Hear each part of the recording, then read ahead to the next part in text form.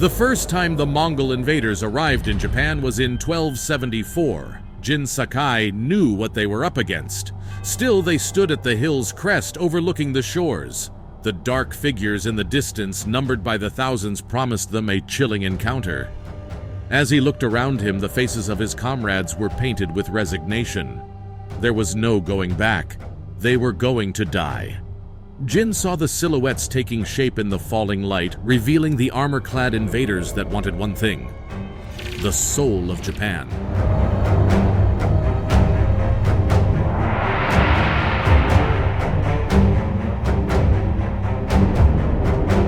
Before Jin and the other samurai faced the Mongol invaders for the first time, there were attempts by Kublai Khan to make Japan surrender.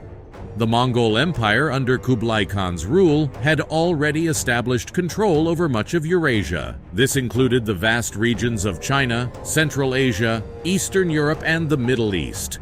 The Mongol Empire was arguably the largest land empire in human history at this point. Kublai Khan, the grandson of Genghis Khan, established the Yuan dynasty in China in 1271, consolidating his power base. He sought to extend his influence further, and his sights were set on Japan. However, the Mongol expansion wasn't just military conquest, but also diplomatic and economic coercion, and they sought to establish tributary relations with other states when possible. In 1266, Kublai Khan sent a letter to the Kamakura government. "Innumerable people in far-off lands have learned to fear our power and have longed for our virtuous rule.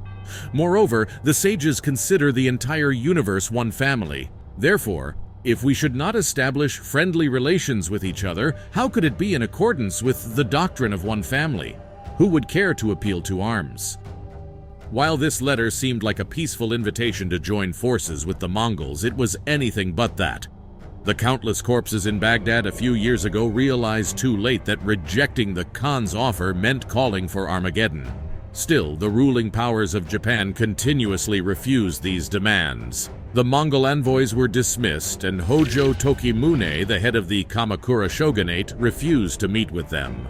After another failed attempt to meet with him, the two Mongol envoys kidnapped two fishermen to meet with the most powerful man on earth at the time, Kublai Khan himself. The Khan told the fishermen that he merely wanted an audience with the Japanese king and to share his wealth with him. He told the men to send this message upon their return to Japan. However, they were also dismissed by Tokimune. It was the last straw. The Japanese government had spat on the great Khan's face.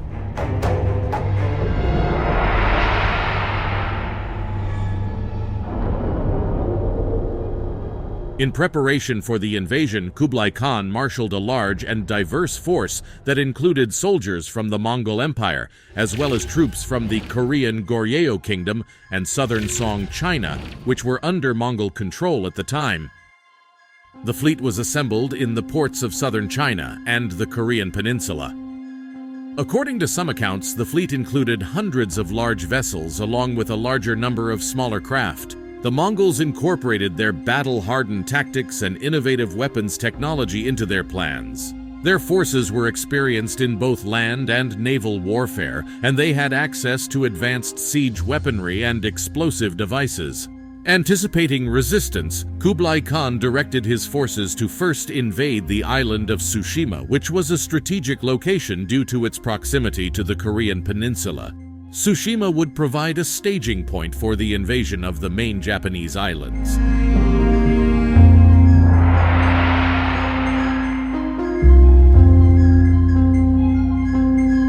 Jin tasted the bitterness of dread on his tongue. Sukakuni stood alongside them. Under the moonlight, they made their way to the sands of Komoda Beach. Despite the enormity of what they faced, the pride of the samurai was a fascinating thing to behold, unyielding even in the face of certain death. The Mongolian fleet anchored in the bay at the ghostly hour of 2:00 in the morning. They stepped foot on the foredeck of their vessels and began preparing for an attack. Jin's ears perked up as the silence of the night was broken by a chilling sound, the twang of bowstrings releasing. A volley of arrows was about to hail upon the samurai. Using their shields, the samurai attempted to deflect the storm of piercing steel, but it was too overwhelming. The Mongol attempt to weaken the samurai spirit was successful. Outnumbered and outmatched, Sukekuni had no other option but to call for a retreat. During this time, the Bushido was not codified yet, and samurai were more pragmatic. As dawn threatened, the Mongol forces made landfall, and the work of death began in earnest. The invaders had stained their shores. The apocalypse had arrived. Here, the stark difference between the ways of the samurai and the Mongol invaders became a tangible, deadly reality. Jin stepped foot and proclaimed his identity with dignity and respect as his ancestors had done for centuries. He challenged their adversaries to single combat. However, the Mongols had no interest in this dance. They moved forward a brutal wave that dismissed the tradition. Jin quickly realized the Mongols' understanding of honor was different than theirs. The Mongols slaughtered any samurai who stood and announced their intention for single combat. This prompted the samurai to quickly adjust, defending against the attackers in a single unified force. But it was no use. Jin dazedly stood on the crimson-colored beach while the screams of dying men circled him. His hands were painted with the blood of his enemies and comrades. Sukekuni's body lay lifelessly on the shores he swore to protect. It was almost time, Jin thought. Mustering every ounce of courage, he gathered the attention of the quickly depleting force and called for one final cavalry charge to turn the tide. Wounded men lifted themselves from the ground. Those who still had their horses helped their comrades mount up. It was a ragtag cavalry, but it was their last stand. Jin led the charge, and the ground shook with their battle cries.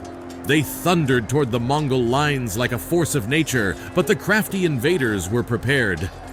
Their arrows flew like a swarm of deadly hornets. Their warriors stood firm like a wall of iron. The samurai crashed into them with all their might, but it was futile. One by one, the samurai fell, their bodies trampled beneath the chaos of the battle. The Mongols were relentless. Within a week, the Mongols had overrun Tsushima. The invasion fleet then turned its eyes to Iki. Taira Kagetaka, the Jito of Iki, met the attacking force with a small group of warriors, but after a day of intense skirmishes, they were forced to retreat to the castle. In the morning, the Mongol invaders surrounded them. Only one samurai was able to make a daring escape, a desperate attempt to warn the authorities in Kyushu.